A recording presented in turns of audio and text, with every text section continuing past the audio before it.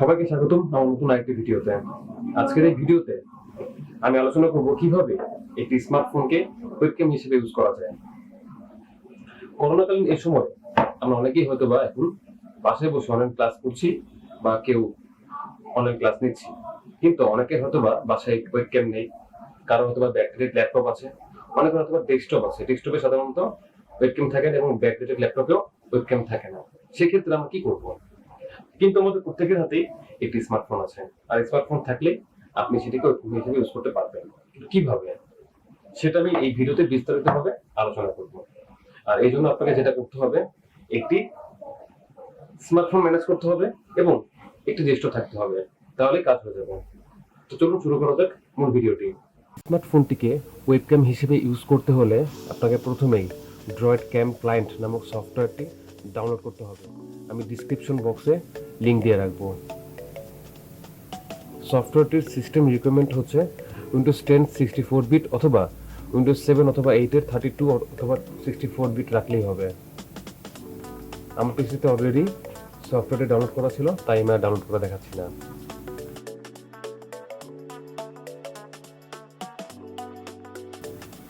এরপরের ধাপে আপনাকে আপনার স্মার্টফোন থেকে প্লে স্টোরে গিয়ে ড্রয়েড ক্যাম নামক অ্যাপটি ইনস্টল করে ফেলেন।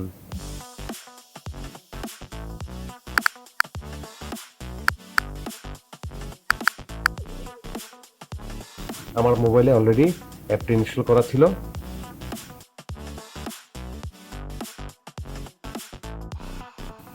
এরপর আপনাকে ডেস্কটপে ড্রয়েড ক্যাম সফটওয়্যারটি লঞ্চ করতে হবে। এরপরে আপনাকে আপনার স্মার্টফোন থেকে ড্রয়েড ক্যাম অ্যাপটি লঞ্চ করতে হবে। আপনারা স্ক্রিনে দুটি ক্যামেরা অপশন দেখতে পাচ্ছেন, একটি ব্যাক, একটি ফ্রন্ট। আপনি যে কোনো একটা চুজ করে নেবেন।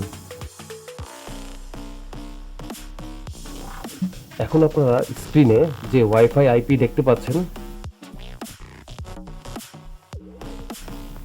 সেটি পিসির ড্রয়েড ক্যাম অ্যাপ সফটওয়্যারটির ওয়াইফাই আইপির ডায়লগ বক্সে টাইপ করুন।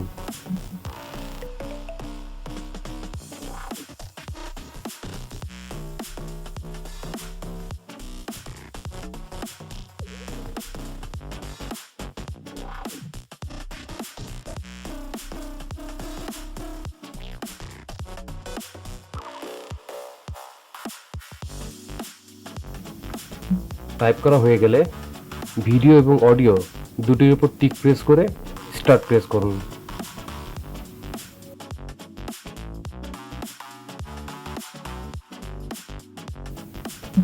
এখন আপনারা দেখতে পাচ্ছেন কম্পিউটার এবং মোবাইল দুটি ডিভাইস থেকেই আমার ভিডিও দেখা যাচ্ছে।